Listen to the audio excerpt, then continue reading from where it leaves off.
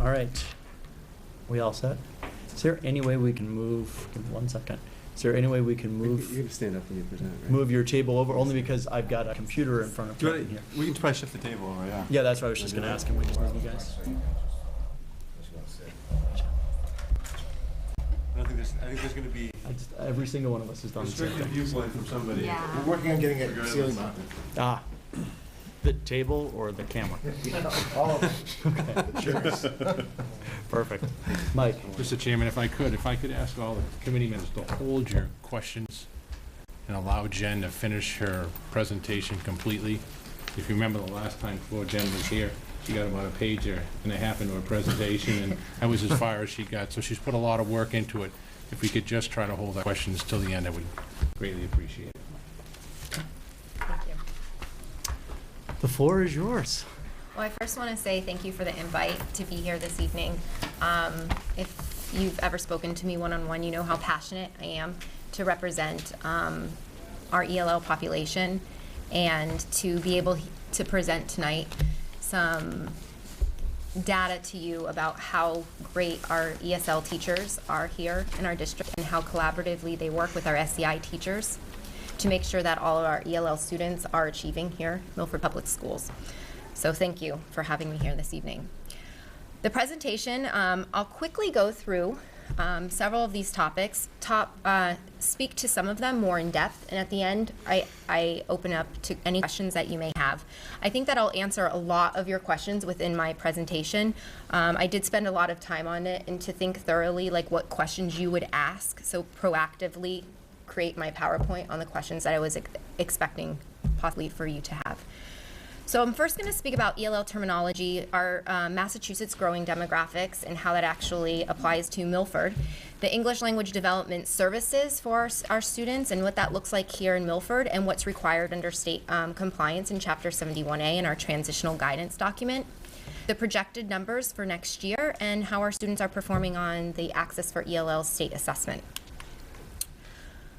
Well, I wanted to give you two definitions. Specifically for this presentation. What is an English language learner in the state of Massachusetts? Well, Mass law under Chapter 71A says it's a child who does not speak English or whose native language is not English and who is not currently able to perform ordinary classroom work in English. So that would be any ELL student in our classroom. The second term that's being used, and it is right now a large term being used across the state and a new term across the nation and our state. So student with limited or interrupted formal education, also known as SLIFE, is an English language learner who has experience in interrupted education, inconsistent education, or has had little to no formal schooling experience.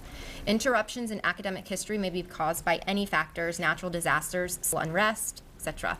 We have those situations in our schools today from students who have moved from Haiti after the earthquake, students who are coming for civil unrest, our Egyptian population coming as Coptic Christians looking for religious refuge, and etc. Could be other situations as some of our students who have come in over the summer and into the school now as unaccompanied children. That would limit the student's ability to form and achieve in a Massachusetts classroom with age-appropriate grade level peers. So right now in the state of Massachusetts, the entire state of Massachusetts, I think this slide is really important because since 2000, across the state of Massachusetts, there's been a 70% increase in English language learners. And in 2021, it's looking that 20% of all Massachusetts students will be English language learners. This is an important slide because I want you to know that it's not just Milford, right? It's the whole Commonwealth. This first slide of demographics is looking at first language, not English. If you see a picture like this, I'm taking this as a screenshot directly from the DART data on the DESC website. So this is 2013-2014 enrollment according to the SIMS data report. So it's not necessarily current information, and I will give you some current information that I was able to pull from our X2 database.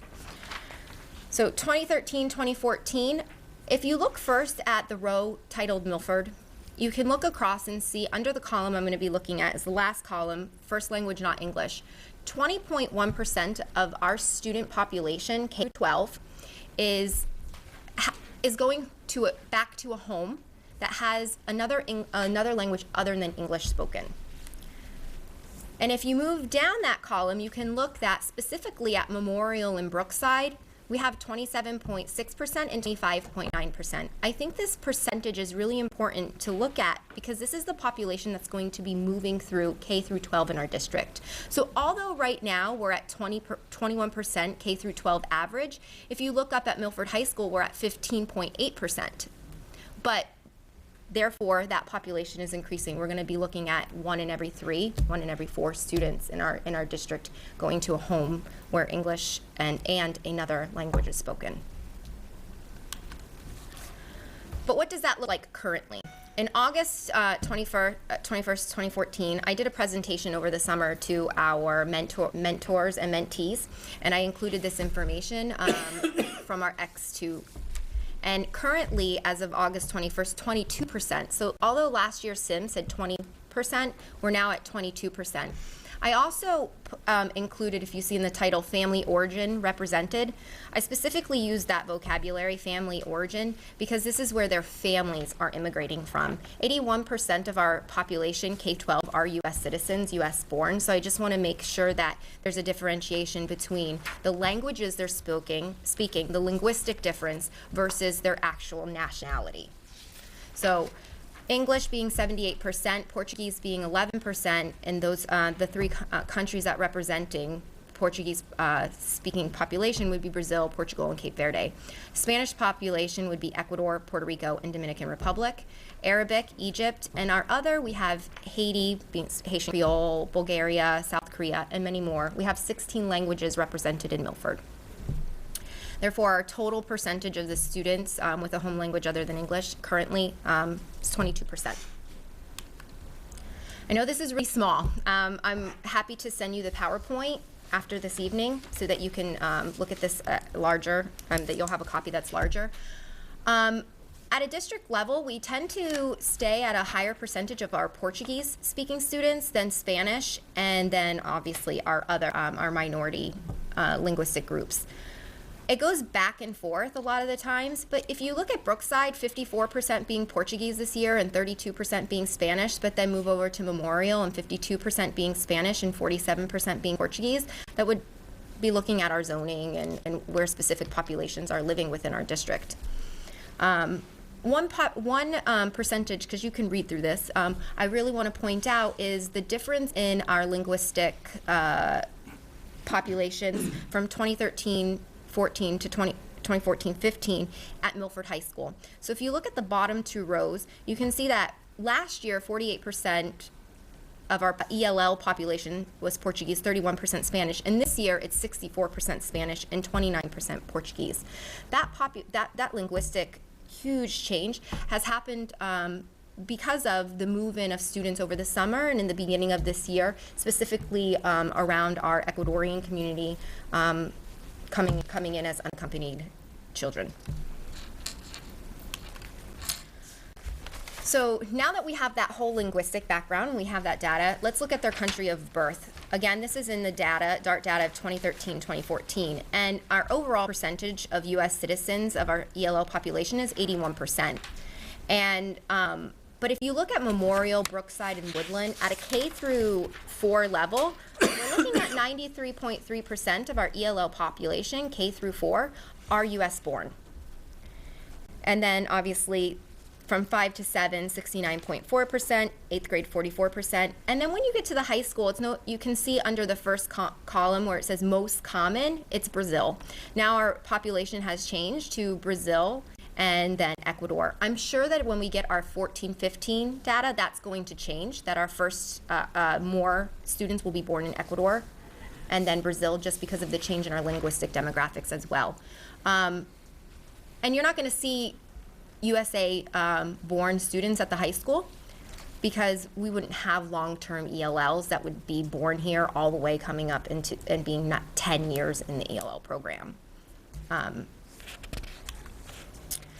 I added this slide. I'm not going to talk much about this slide other than the trends. So up at the top, in 2010, that we had 223 ELL students. Then in January of 2012, we had 268. Going down to February of 2013, in the left box, you can see our total population was 299. Moving over to the right box, our total ELL population was 384 as of last December. Now here we are a year later. As of today, we have 447 English language learners. I did a little breakdown there of 31 K-12 students since the start of school. So we started, if you look up at the top, with 416 students on day one, on 8/28/14, and currently, as today, have 400 students, 31 of them coming in since the start of the school year, and 19 specifically at Milford High School. We only have 17 students in our district currently that have come as unaccompanied children. That creates a 10.77% of our K-12 population receiving English language development services. That's broken down by school percentage and the increase, and you can see at each school with a decrease actually in Brookside this year. I've given you this slide in case you're interested in seeing specifically where those numbers lie at each grade level. I want to point out again, at Milford High School, we have 65 students this year, 32 of them being in 9th grade.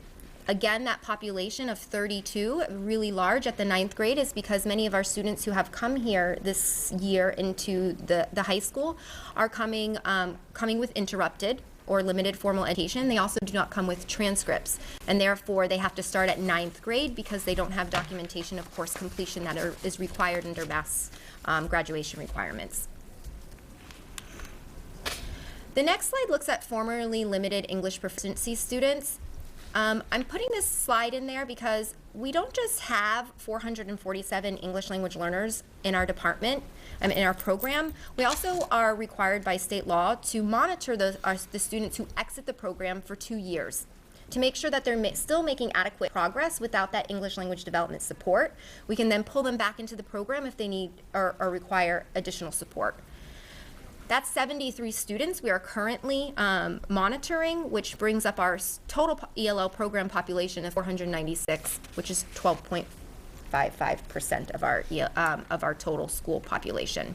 And again, a breakdown in what school. It's important to see that the breakdown in each school is you're going to see students mostly exiting at Woodland and Stacy, which is 4th grade, 5th grade, 6th grade, which is in alignment with second language acquisition research. When do students actually master the language? With that, I wanted to give you guys some projected numbers. Again, these are projected numbers. We could have an increase that we're not expecting. These could be over projected. What I did was take an average of the past 3 years for kindergarten, each kindergarten, what Brookside is got in the last 3 years what Memorial got and did an average. So I'm expecting about 30 students to come into Brookside, 35 students to come into Memorial at the kindergarten level.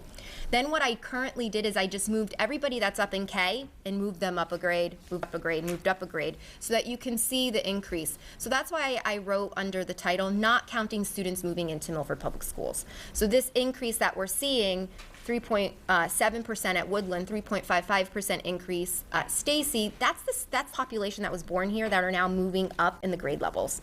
That's the first language, not English, that will be moving up in the grade level. So you can see the consistency across all the entire PowerPoint. With that, then, the star bullet, not the last one, but the one previous to the last bullet, it says 500 in ELLs out of the total population, which would be a 1.44% increase. Over the past 3 years, we've seen an average of about a 2% increase in our English language learner population. So I calculated for that last bullet, stating that we should then receive about an additional 23 students and looking at 12.77% of our population being English language learners next year, with about 530 ELL students. You can see that increase, if you go back to the previous slides of how much in our ELL trends population, how much that's increased, that's about the expected increase. So what does that mean for us here in Milford as far as how we provide English language development services? What that means is, according to compliance and our transitional guidelines, I'm going to click one slide forward, well, two. On this slide right here, table 3, you'll be able to see this better when I provide it to you in PowerPoint. But this breaks down exactly what each level of English language learner is required to receive. How many hours of English language development services are they required to receive? At the lower levels, a 1, 2, they're required to have 2.5 hours to a full day. That accounts normally for 4 periods out of their 7 periods, one being a special, which means 2 other periods. And that's minimum. This is to meet minimum requirement, okay?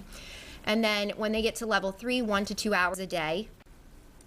Level 4, 2.5 hours a week. So it does change. So that's really important to understand when we look at our English language development services in Milford. Currently, this is how we service our students. At the K2 level, level 1, 2 student, they're pulled from ELA, Science, and Social Studies. This is really explicit, and you can read through this. So I'm not going to spend time on this, but if you have any questions at the end, you can ask me. But this is the important slide. So district breakdown of WIDA English language proficiency levels. And this comes off of the Access for ELL's 2014 district frequency report. And you can see at the kindergarten level, half of those students are level 1 students. And so they require 4 periods a day to a full day of English language development. And then if you go down to first grade, I want you to see how our students are progressing and how well they're doing. So in kindergarten, they're at 55% at level 1, but then you move to first grade, look at where they're at. The majority is at a level 3, a level 4. Then you go down to second grade, they're at a level 3, a level 4. You go down to third grade, they're at a level 4, a level 5. So they're progressing in their English language acquisition, and we're doing a wonderful job at that. The majority are then exiting out at 4th or 5th grade, like I showed you in the FLEP report. That will bring then our percentages a little bit back down because our median is going to be different, right? So then you're looking on 5th grade, you're seeing, 6th grade, when after they're exiting, you're seeing more kids going back down to 3 or 4. Their students aren't moving, those are new students being at 3 and 4. What I want to point out is at 9th and 12th grade. So in 9th and 12th grade, you can see back we have 50% of our population back at level 1. Those are our newly immigrated students. And so up until 7th grade, 6th grade, you're seeing these are the students who are born here and are coming here and acquiring their English language through our programming. Which then makes me want to point out for English language development services at 9 through 12, the last bullet says there is a need for a SLIFE programming here at the high school for next school year. And that's because our students with limited interrupted formal education require 2 services. One being English language acquisition, and we're providing that through English language development, but they're also behind in their academics. And so we need to provide them the scaffolding and support and response to intervention to provide those academic experiences for them as well. Which brings me to my last slide before questions, is access for ELLs and our student growth percentiles.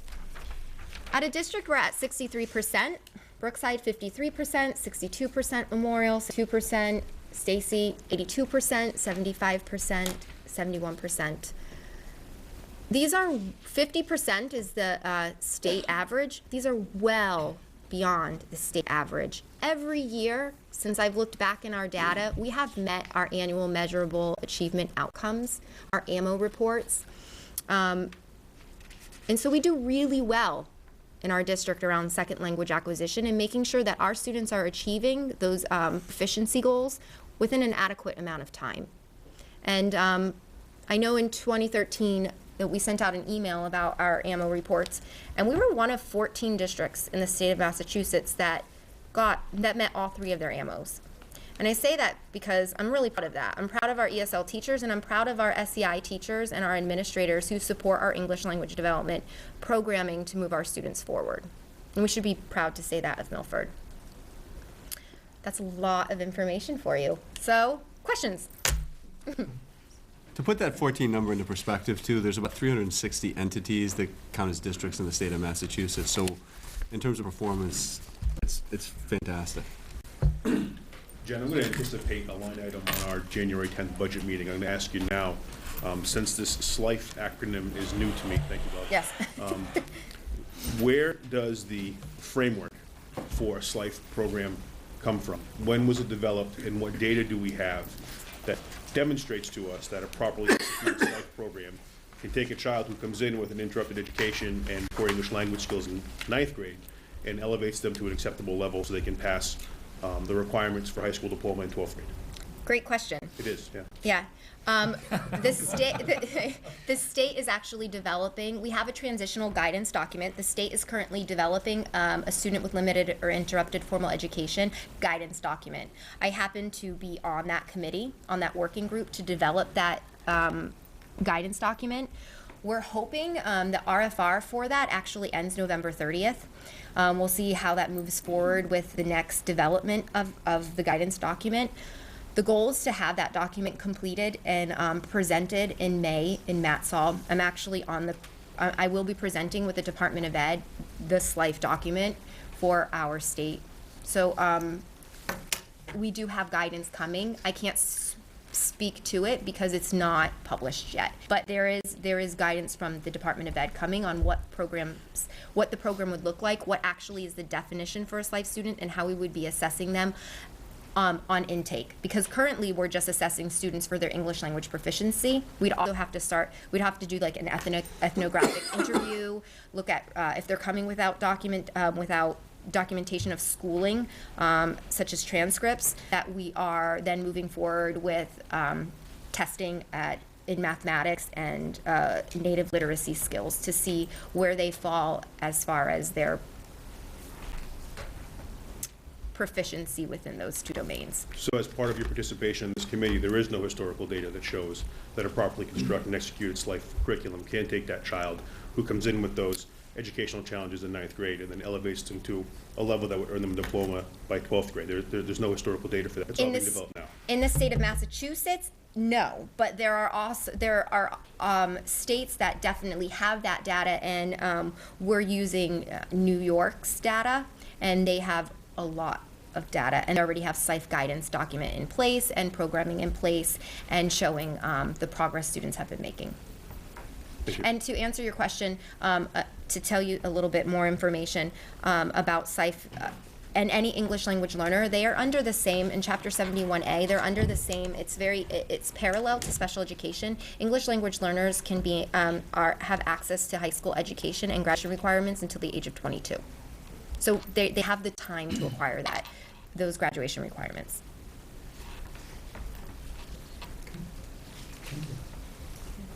Jack? Yeah. Is it too early or premature to predict how long these students might be here? So does the data show that they enter a community and continue the entire high school program, or will some of these kids move out and others move in, or what do you think you're looking at? There's not data. It's just the first time this year that we've had this population. So I can't speak to whether they're going to remain or stay. I know that there's some requirements from the federal government for them to show documentation that they're attending school. Mm-hmm. And so that may be for retention. Keep them retained within school. I can't speak to that. Yeah. I don't know. And have all 17 come from different places, the 17 new students, or have they kind of come as a cluster? They all come at different times, so they're not coming at one time, but their majority of them are from Ecuador, although we have had one student come from Honduras. But are they all part of some kind of program, like a Families in Transition program, where they're all kind of brought to one location, or no, they all just kind of landed in Milford coincidentally? No, so they would be immigrating, walking, taking trains. Okay. Across the border. Okay. Across the border, then being retained in detention centers. Mm-hmm. And because they're children, cannot be released because they're children, they need to be taken care of. They're held in detention centers until family is hated. Mm-hmm. And maybe that family, obviously the 17 that came here, their family resides in Milford. Okay. And then, can I ask one more question? Yeah, and then Don had his hand up, and then Mike. No, I just lost my train of thought. Oh, I guess my question is in terms of the staffing. If you were to add staffing to support the students at the high school level, have you thought about what that might look like? Is there a program Absolutely. So we actually created, and you'll see in the district improvement plan, that we created a SLIFE working group here at the high school, which the guidance counselors participate, the guidance director participates, Kevin has participated, myself, Anna Cahill from the Family Resource Center, our ELL translation coordinator and family outreach coordinator. So we have a committee that's looking at this and seeing like what resources would we want to have and what would that program look like. And that's also being talked about at Massachusetts Education English Language Learner committees. So there's definitely talk in district and at the state level with colleagues on what programming will look like for English language learners. And that's also going to be presented in this LIFE document. Okay, thank you. Great. You're welcome. Thank you. Don, you had your hand up, and then Yeah, Mike. mine's more of a comment, and I think it's going back into the historical numbers of it, which I know we're talking about the increase from last year, but I remember your presentation last year, and I remembered several things that jumped out at me, and I think it's important for everybody to realize, there are two things that impact curriculum, our standings, how we hire people, and when you look at low income, I think it was in Milford, it was less than 10% 20 years ago, and now it's over 30%. The ELL impact, on Milford is tremendous. And when I came on here 3 years ago, it was, Milford's not doing that well, or the curriculum, we're not meeting standards and everything else like that. I beg to differ. I think we're doing a phenomenal job. We're dealing with issues better than anybody else that's out there. We just have a lot more of it. And I understand that you're saying it's across the state, but when you go from, a 20% increase, from 10% to a third in 20 years, trust me, we're being impacted a lot more than a lot of the local towns. And so for us to deliver the numbers that we're doing, for example, Kevin, when you showed us the stats, I think it was a couple months ago, the thing that we never talk about are the other students. If you look at their scores, we're off the charts. We're doing a fantastic job. And so, and I know when you're talking about bringing on people or bringing on staff or addressing these things, the first thing everybody's thinking in their heads is, we have to hire somebody. It's going to cost us money. The impact that ELL has on us, if we don't address it, it's crushing. So you have to invest in this. That's the thing that the public really needs to understand is we're doing a great job, but like I said to Kevin 2 months ago when he presented the numbers, there are only two groups that I see that you can actually improve the numbers with, and it's low income and ELL. Now, I don't see how you're going to impact low income as easily as you can, and not that anything's easy, but as quickly as you can with the ELL. So when I sit here and I hear that we need to do more, it goes to what I was asking Bob to do. What are other towns doing? Get out there. Let's find some, if anybody's doing anything that has an impact. Because if you can bring up the ELL 1 or 2%, I mean, it's putting us, leaping us, forward tremendously. And Jen, last year when you came here, one of the things that we talked about was that migration into the classroom, right? And it took 7 years on average. So I'm not surprised Memorial's so high at 28%, and high school it's 18%. So, these kids come into the school, they're not speaking English, and it takes on average 7 years. Well, what can we do to bring it down to 6 years or 5 years? Because that's how we're going to impact all of the curriculum, stats, and everything else that we're all trying to accomplish here. So last year you had talked about like a summer program. To me, that's, I thought that was a great idea. Those are the types of things I want to see.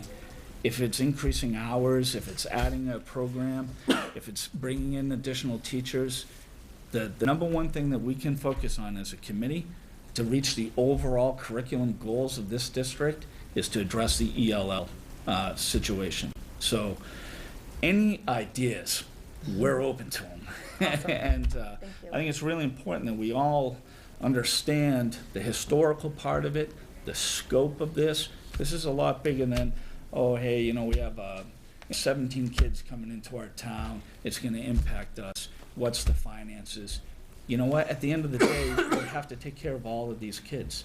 And at the end of the day, we're all held accountable as far as what goals we receive. So if we're not putting the resources in place, and if we're not thinking outside the box, doing research to find out, you know, what other great things are out there. I mean, if it involves handing every one of these kids a Rosetta Stone thing, if it helps bring that 7 years down to 4 years, then do it. You know, but anyway, I want to point out that you guys are doing a tremendous job. And we always get, it seems like Milford's always in the negative, you know, in the media and stuff like that. Or, you know, you hear people talking, you know, oh, you know, the curriculum could be better and everything else like that. But when you look at the stats, we're really doing a tremendous job. And it's, you know, thanks to folks like you and everybody else in this room right now and the team behind you. But the ELL is really, it's the one and only spot I see that we can have a positive impact on by, you know, supporting programs that you're suggesting. So Thank you. And yes, I'm going to be looking at what we can do to move our district forward, and that will be presented at budget when I meet with you. And if I could make one comment there too, Jen Lancaster takes every opportunity to get involved in every kind of programming opportunity across the state to kind of really improve the programs here in Milford. The fact that she's on this committee, my office is adjacent to her office and we share a door, and there's been probably 20 times this year that I've opened that door and there's like 4 or 5 people from the committee that are working on this project or other projects in there, which is probably annoying to Jen, but it's good for me. It's good for me to see because she's getting out there and seeing what's happening in other places, and she's reaching out to resources across the state, and in some cases across the country. Thank you. Mike? Jen, if I could help, only because I was on the phone at great length this afternoon with Representative Fernandes. One of the things is this terminology of sent. These children aren't sent here. These children end up here because when they're in the transition centers, they have relatives in Milford, friends in Milford. Somebody in Milford is going to sponsor them, and that's how. So they really don't know how long they're going to be here, but that's how they end up in the town of Milford. And to what Donnie was saying, and I think honestly is a good problem. The reason they end up in Milford is jobs, affordable housing, and a great educational process. So as much as we may think it's, you know, it could be a problem, it's really, it's not. If they're coming here for our educational, and these stats show that you're doing, and everybody that works with you is doing a great job, you know, my hat's off to you, because congratulations. This is great information. Thank you. First off, thank you guys for coming this evening. You know, clearly you and your team are doing an amazing job with the with this program, continuing to help migrate children out and continue to help them move forward. Some pieces that just sort of struck me, and that I want to make sure I want to make sure that we're continuing to think about as a committee, from a budget and from a policy perspective, is, you know, just starting to do some of the math. And again, I'm from the 2012-2013 school year to the 14-15 school year, so 24 months, we've seen an increase in students in our ELL population of 49.5%. Let me put it in an actual number for you. It's 148 students. That's double the graduating class of Hopedale. When we think about the cost, that's, it's got to be phenomenal when you think about just that increase and that incremental increase that goes along with that. And we think about the addition of some of these programs, and we think about how we're going to be able to continue to support you and the teachers and all of the people that are doing such a wonderful job.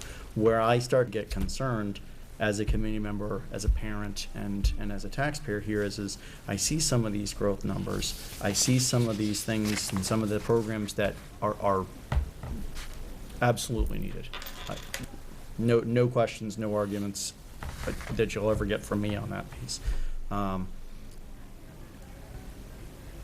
do we start to plan for some of those things? How do we start to, I did have a lengthy conversation as well with Representative Fernandez today as well, kind of talking about what resources are available from a state perspective, what the reimbursement looks like. So I wanted to just kind of talk to, just ask Bob real quickly here. So Bob, what does the, and I want to make sure, because one of the things that we've kind of talked about is, you know, there's a lot of mandates that come down, right? You live with mandates all day long. That's been about 50% of our conversation today, is talking about mandates of many shapes and sizes here. And one of the things through my conversation with Representative Fernandez was kind of talking about what does our funding look like from the state? What does that aid look like right now? And making sure that we kind of clarify what the conversation looks like and how do we continue to work together and work collaboratively on that. So Bob, can you just kind of talk about what that reimbursement looks like today and what the funding looks like today, what that costs? Sure, I'll do my best. I may have Kathy as a backup, just in case I speak out of school on the number piece of it. The discussion we had, actually, Kathy and I reached out to Roger Hatch. Roger Hatch, you may recall from previous presentations, is the sort of the guru in Chapter 70 formula at the state level. He's the finance administrator there at the Department of Education. And so we asked him, just for some input on this question because of the breakdown. So in the bucket of money under Chapter 70 to the town, which, obviously is allocated toward education Milford, that Milford receives, among that is money for English language learners, special students with special needs and so forth. In fact, they break it down in such a way in the foundation formula that apportions, for example, costs for English language learners might be not only the teaching staff, but a percentage of the specialists that work with them, a percentage of the administrators that work with them. So there's sort of a net school spending side to what an English language learner student would cost the town of Milford. Similarly with special education, low income, and all of that. So we asked Roger this question about what's the percentage understanding overall, and I want to just read his response because he has a way of saying it that's much clearer than me. When he responded back to us, Milford's fiscal 15 aid, which is based on the October 1, 2013 data. So we're always looking a year, so we just submitted October 1st of 2014, and we'll realize the benefit of that number next fiscal year. So we're now working on 2013 data, which is, as Jen pointed out, is not as is lower in terms of total EL numbers than we have presently. But that said, Milford's FY15 aid, based on October 1, 2013 data, and its percentage of foundation is 46.17%. So 46, that's the incremental foundation budget dollars, how much aid Milford receives. And the percentage applies fungibly across all foundation budget categories, which ELL and special education and others is included. So I want to point out there that there's additional foundation budget aid that's given. Don pointed this out earlier about low income. So low income is a separate category, which is above and beyond that. The additional monies that come in. So we have students that fall across multiple categories, students who may be special needs and English language learners and low income. But the additional income would come in from low income. The additional revenue for Chapter 70 would be low income. It wouldn't be for special needs. So it's a very complicated. I know I've not done a good job explaining that. It's very complicated in terms of the assessment of that. But I guess the big takeaway to answer your question is roughly 46.17% of 90% of our spending, given that Milford, spends greater than its minimum contribution, as most communities do. Okay. Does that answer your question? Sort of. It does. So okay. I just want to make sure that I clarify. Kathy has her hand up. So Did before I ask a question, Kathy may elaborate on this. Did I say that right, Kathy? I don't know. Close. You were right. You were right. I just want to add a little extra piece. So to Bob's point, the foundation budget, there's an enrollment piece. So our Chapter 70 calculation is based on total enrollment times the cost per pupil that the state says that is fair and equitable. For Milford, the total enrollment, the ELL students do capture for us a little additional funding in that enrollment on the Chapter 70. And Roger explained that there are 3 categories of additional funding: elementary enrollment, middle school enrollment, and high school enrollment. And if any of the students fit in those 3 enrollment categories, there's an additional $900 and something for an elementary ELL student, an additional $1,000 for a middle school ELL student, and $250 or so for a high school student. How they've calculated that is the additional funding required for an ELL student in Milford. That is what we were explained to by Roger. So in that enrollment times the cost per pupil, that's the additional base that we're getting for an ELL student. Okay? And as we're allocating our fund now, so just, I want to make sure that I'm clear on this, and for the benefit of the committee as well. So right now, so that 46% roughly that you were talking about, that is of actual cost or what the state thinks it should cost?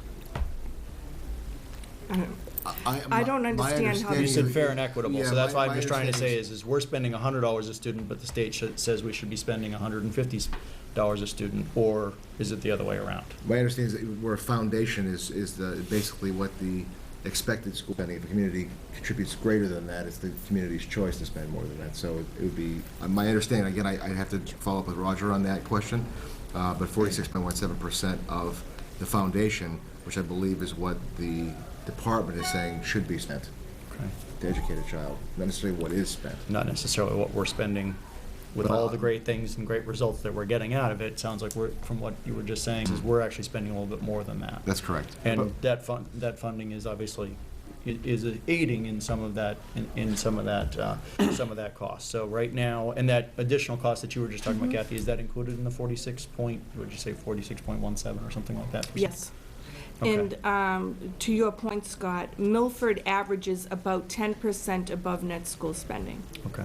And we are allocating that 46 cents on every dollar roughly towards ELL costs right now, towards Jen's programs? I don't understand it to mean that. No, I'm asking within the way that we are allocating our assets right now, are we allocating 46 cents of every dollar that's received for that? Yeah, Roger puts a note in here saying, no, this is not the amount of, when he talks about the money that Kathy mentioned about per students, the increase we get for ELL, saying this is not the amount of aid, it's just the foundation budget dollars, which are shared between local contributions and aid. So districts won't necessarily, even though you might have money that says, well, you have so much that you're spending on a special needs child, so you're spending on a low-income child, so you're spending on an ELL. It's really, it's a factor in there, but it's a bottom line, and how districts choose to fund the school district is really up to whatever the priorities the school committee set as part of their budget. So we have moved dollars around, and with what I've seen, and we had a discussion already with the education subcommittee, the finance committee, and I had asked Jen to let me know what it is we need to do in terms of funding for being in compliance. You know, and Jen mentioned it tonight about sort of a minimum standard, and hearing what Dawn said in the comments about really making sure we invest in that population. I asked Jen to give me a sort of a ballpark of what that would cost. That will have to be vetted with the school committee. We haven't begun that, that formal defense process until next week. We'll have a better discussion then, but we can really see if we have to shift dollars from wherever it may be in the budget to now cover the advances we want to make with the English language learner population. It's going to create a deficit someplace else. So the money is able to be moved within sort of line item to line item. It's not so specific that you have to spend X number of dollars for ELL or for special education directly, but it is able to be moved. So it's going to become a district priority of the school committee. Doesn't necessarily mean that we're going to have a lot of extra income within percentage to do that. And I guess one of the concerns that I have that kind of comes along with this is to your point that you made earlier, Bob, which is, so what, and again, I'm just trying to gather to make sure I'm understanding correctly. We get roughly 46 cents on the dollar from the state.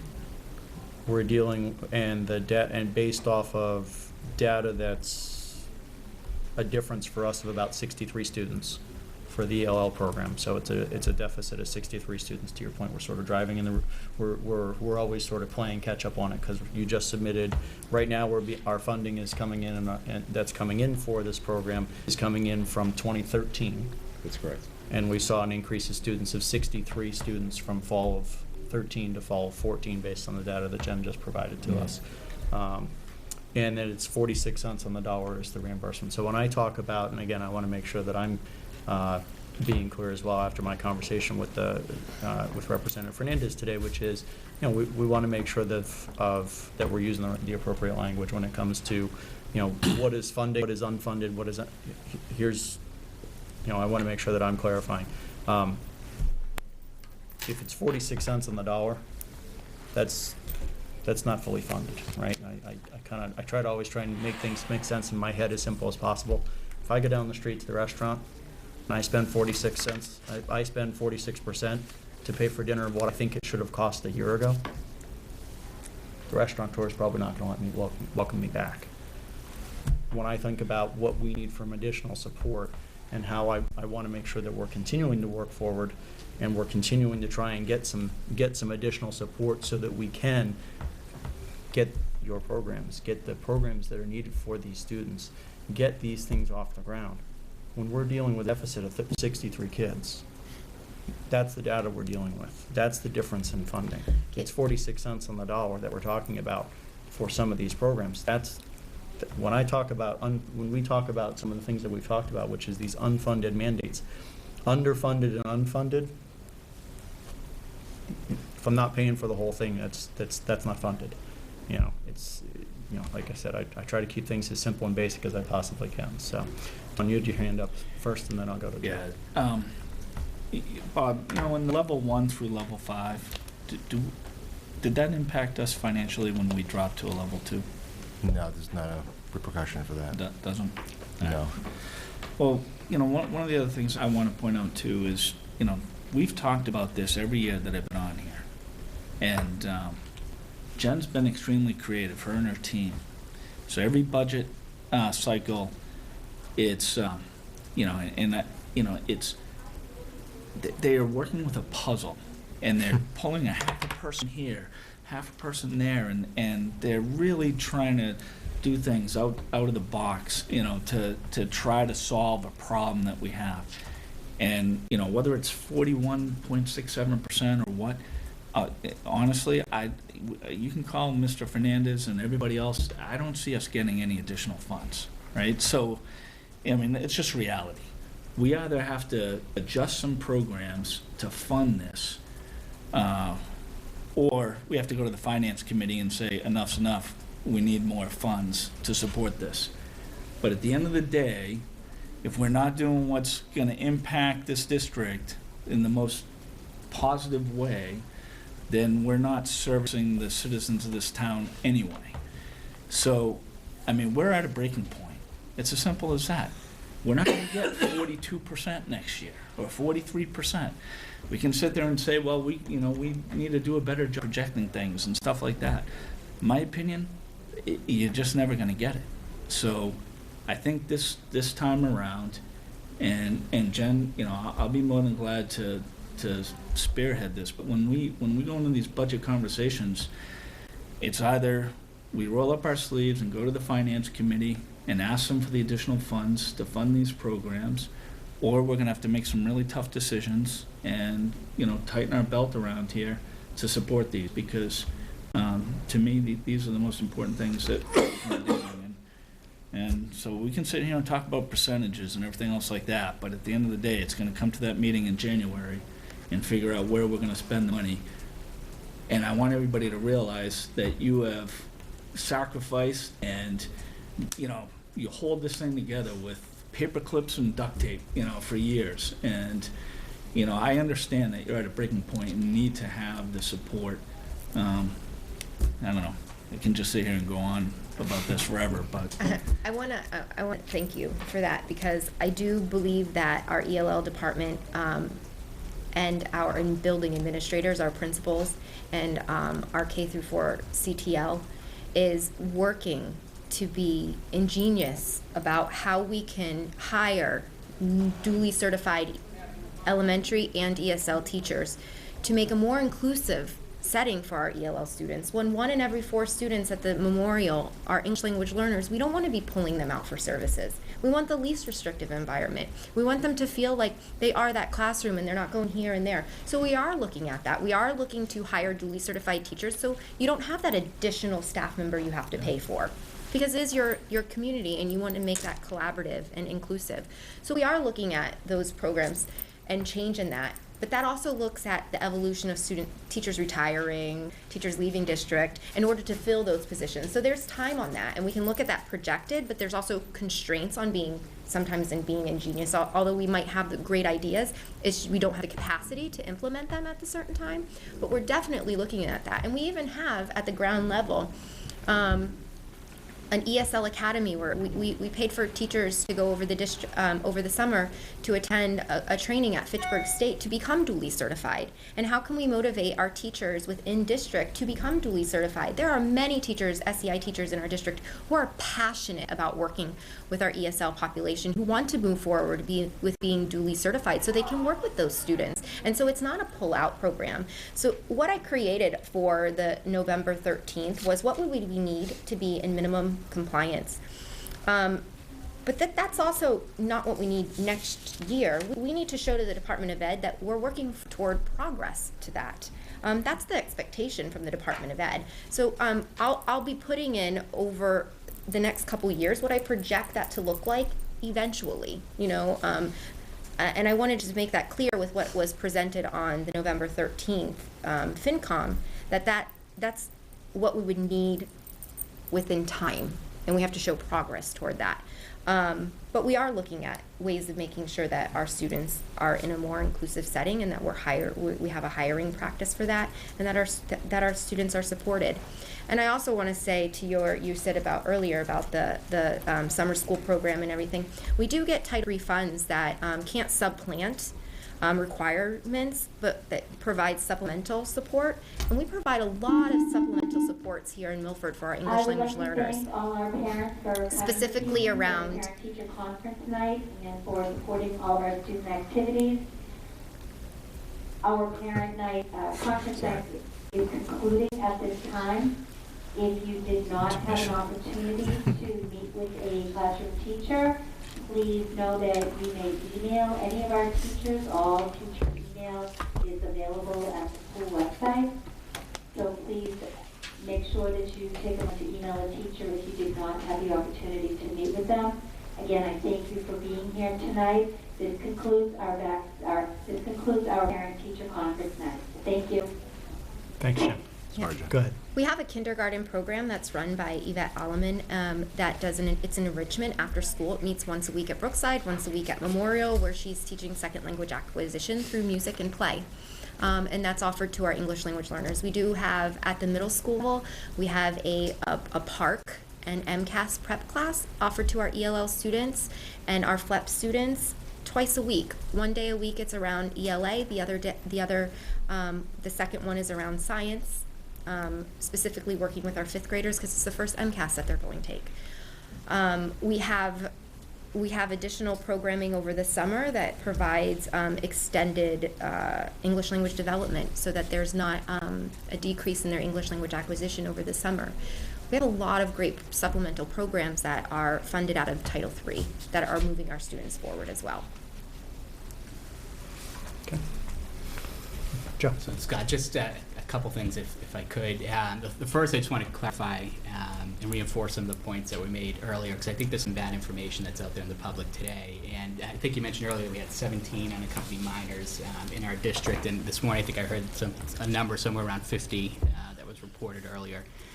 So the increase in the ELL population isn't necessarily attributed to any decisions that the federal government has made or the state government has made. The increase is attributed to the same reasons that Mike mentioned earlier, right? They're coming here for the same reasons that my parents came here, the same reasons our ancestors came here.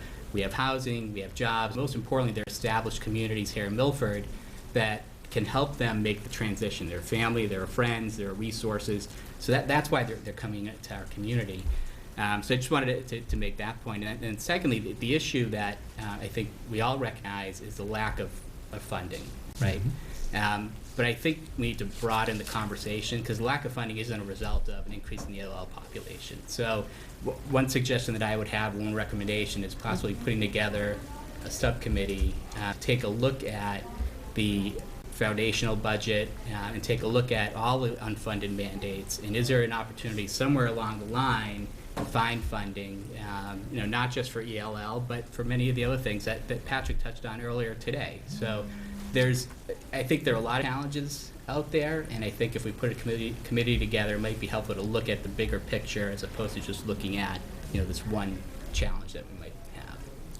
Well, part of that budget process that we go through each year is actually addresses all mandates, and we actually go through, and Kathy does a great job of giving us a breakdown of what we get funding for, what that comes through. The Finance Committee actually gives to us through our subcommittee meetings, that they go through and do that.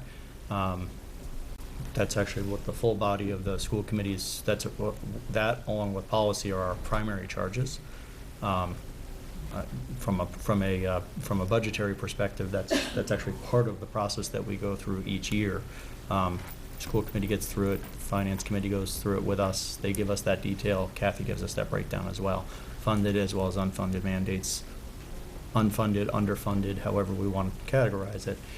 I think at the end of the day, a big piece of, to what you're saying and to what Dawn is saying is at the end of the day, these are kids, right? As you said, these are kids, and they need to be educated, and the teachers and the administration is doing a phenomenal job, clearly, by the results. We're at a point right now where, to your point, you mentioned the information that you gave to us for our joint meeting with the Finance Committee for November 13th. That was to be in minimum compliance by today's standards. That doesn't speak to what tomorrow looks like, as you just stated. And I don't want to put words in your mouth, so if I'm misstating it, I want you to correct me. That's to meet the minimum requirements that the state has for us right now. Yes, for 447 students. Correct. And I realize that the state allows us the latitude to step up and climb into that, which is good. I guess the way I'm looking at it is I'm less concerned about necessarily meeting the state mandates, more from the standpoint of, are we getting these children what they need? Are we, and it's not just these children, because I'm trying to kind of think a little bit broader too of what's the impact to, yes, the English language learners, what's also the impact to the non-English language learning students that are in the classroom. What is there an impact on that? And I don't know. I'm not an educator. I don't pretend to be. That's not my background. That's why we rely on folks such as yourself and Dr. Tremblay and Dr. McIntyre and Kathy to come in and give us and help educate us on this. That being said, my biggest concern again continues to go back. Don, I think you bring up a great point of we've got to go back to we've got to make sure that we're able to cover the cost on it. We've got to make sure that we're able to support the programs that need to be put into place to be able to continue these programs. And we've got to find a way to pay for it. And there's, when we think about our source of funds, we've got two. We've got directly through the taxpayers of the town of Milford and what we get in support from the state. And when I look at what we're seeing right now, the Finance Committee, and they're a recommending body only. The town meeting members, who are the ones who assign the budget, have been more than generous with the schools for many, many years, that not only do we get all of our Chapter 70 money, the town supplements on top of it, and they supplement extensively, and have for many, many, many, many years. These are continuing to be things that, as I had a conversation with Representative Fernandez today, and he's certainly interested in participating in the process as well, which is working together so that we can. And I would be remiss if I were to tell you it's a one person and we just have to go and if John was on board. No, John's fully on board. He understands what the tax per Milford are fully engaged with. That being said, he's one person, and we need to work together with him, Senator-elect Fatman, and continue to work with the state to say, if this is your formula, we're telling you your formula's off. And we've got to continue to work back from this because, candidly, it is disproportionate, as you stated earlier, for the town of Milford. And it's not force. These children are not being, they're not walking or taking a train or taking a boat or however they're entering into the country and being told by the Border Patrol and, getting a stamp on the hand that says Milford. That's not the way it works. They are, they're coming through family, they're coming through friends, and I certainly understand that. As Joe mentioned, as many of our families came to this country as well. That being said, you're here. We want to make sure we're supporting your program. We want to make sure that we're balancing what the needs are of that program with the taxpayers for the town of Milford. And candidly, that's where I just continue to go back to, which is, that these are some significant increasing numbers that are putting a strain on your program, are putting a strain on the programs and the teachers here at the town. And you guys it doesn't say that you're not doing an amazing job, because I think you are. It's just continued to put more and more of a strain on. And this year was just another huge, huge impact. So that's where I think we need to continue to work through. So I think I saw, did Patrick have his hand up for? Yeah, I wanted to sort of punctuate some of what Joe said and some of what Scott said. I think that Milford's strength is that it's a town of immigrants. 150 years ago it was the Irish, 100 years ago it was the Italians, 50 years ago it was the Portuguese, 20 years ago it was the Brazilians, and now we have, new immigrants coming to our town, and that's always been a strength of ours. And our English language learning teachers do a fantastic job. We can see the numbers that we have, that we're taking those children that are coming to us that can't speak the language, and we're helping them learn the language, and we're helping them become good Americans like we all want them to be, part of our culture, part of our town, and they're a very important part of our culture and part of our town. And so what we need to do, if we need to advocate more strongly to the Finance Committee that we need to get more funding for English language learning programs, I'm all for that, to make sure that we have the resources that are necessary. That doesn't mean that we can be thoughtless, though, in the way that we implement these new programs, that we, throw darts at a wall with the hope that we're going to be bringing in, trying out new things that we hope will work, or we need to be very thoughtful in the way that we address these issues, because we're going to need to allocate more funds to this, and we have to find those funds somewhere. And so we need to be speaking up in the community as we are today, talking about, this funding is necessary, and we need to put it in the right places, and we also need to give the taxpayers in this town the confidence spending that money in the right way. So, again, I think that our English language learning department, all of our teachers do a great job. I think that the leadership is very strong. And I think that we need to continue to be thoughtful in the way that we allocate budget. And we need to keep the results that we've earned, that our teachers have earned for us over these past years, that we keep that going in the right direction. Mike. Mr. Chairman, I just want to publicly go on record to let everybody know that this is, I respectfully disagree with you. There's a huge difference between an underfunded mandate and an unfunded mandate. And I want the public to know that this may be an underfunded mandate. And to Patrick's credit, yeah, we all need to work together and do what we have to do to make it work, but it is not an unfunded mandate. And I want the public to understand that whether we agree or disagree, to Don's credit, it's a program, it's working, we need to roll up our sleeves, and we need to get you the tools that you need to continue on. But it is maybe, in some people's idea, underfunded, but it is a funded program. Thank you. Jen. I just wanted to add,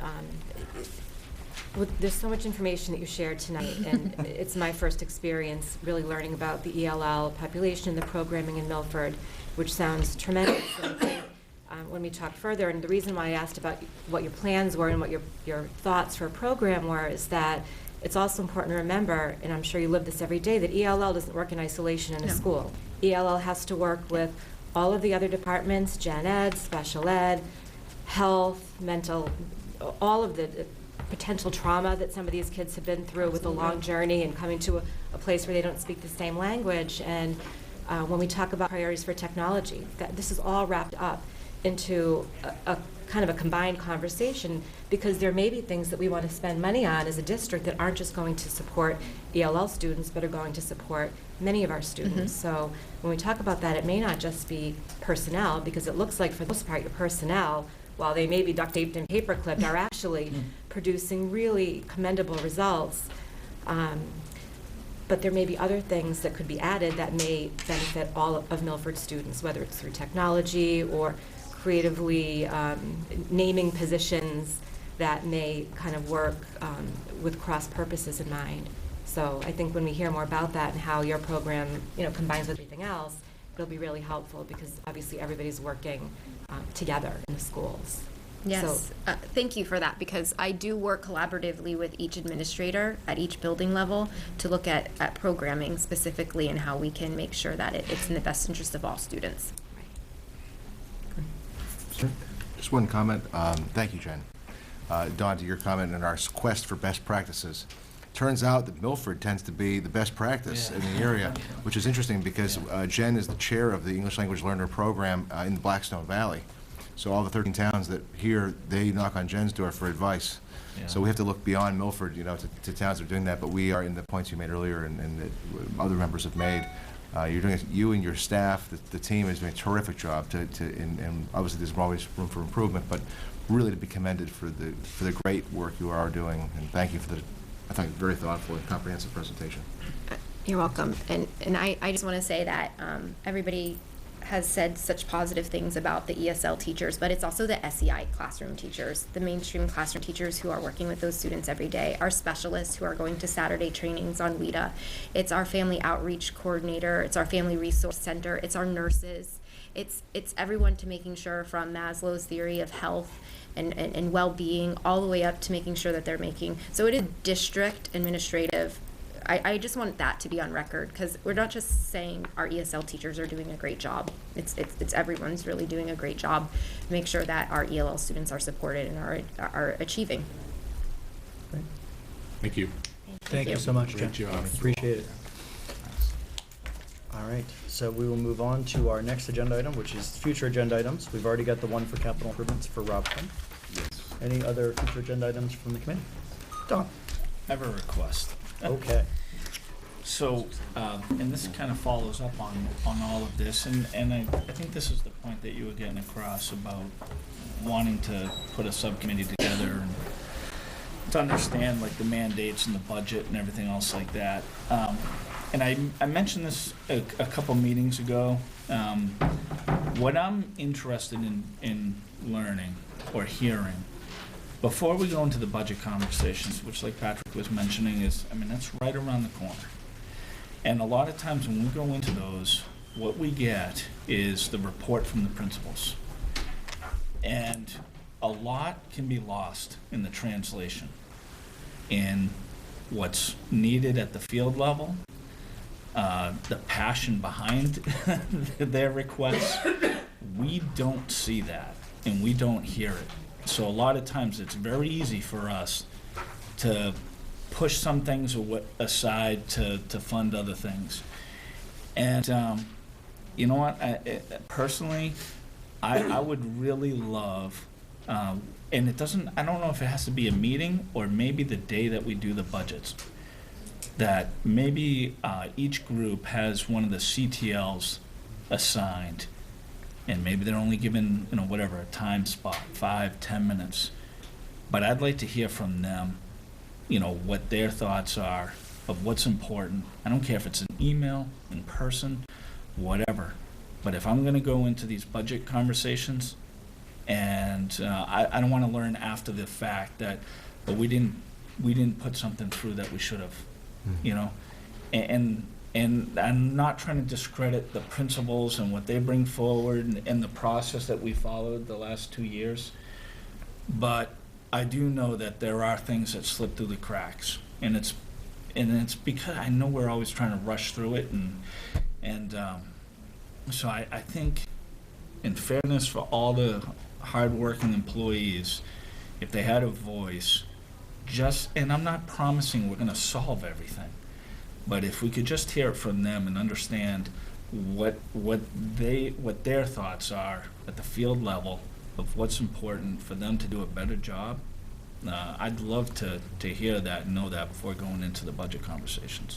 So as we get together and plan our budget meeting, as we've done in the past, so for the context for those that were not present for the budget piece, I know Mike and Patrick were here for that piece.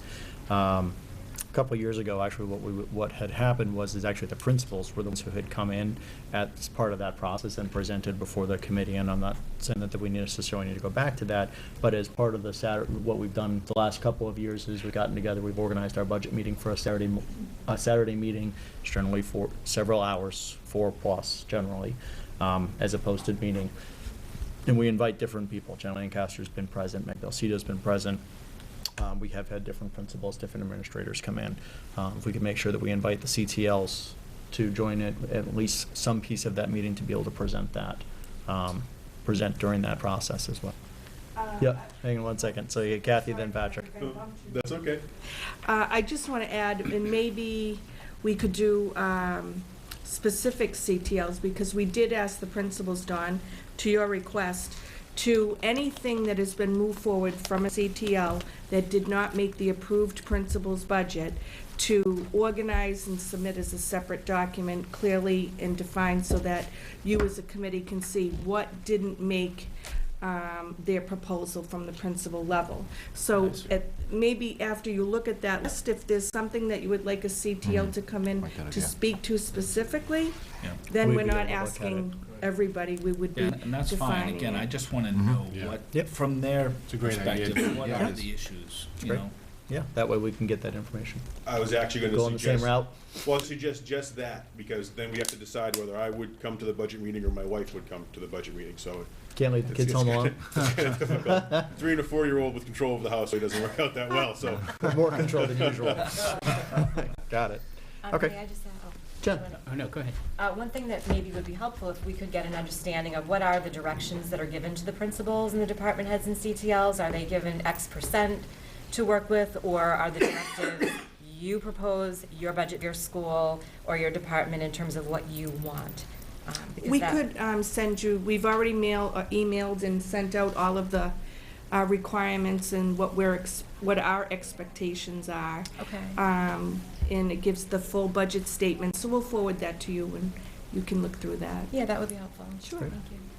Joe. Yeah, so and it kind of ties into what you guys were just discussing, but what I was trying to cross earlier, and maybe we do it as a full committee as opposed to a subcommittee, but as part of that budget planning process, I think it would be beneficial to me, and I'm sure to all of you, is if we had an opportunity to sit down and really walk through how the foundational budget works, how some things like special ed and ELL impacts the foundational budget. What are the unfunded mandates? What are the underfunded mandates? So that if you're serious about reaching out and partnering with our legislators, we have a good understanding of what the challenges are that our district faces, so that we can then work with our legislators and advocate for change. So that's sort of what I was trying to get across earlier.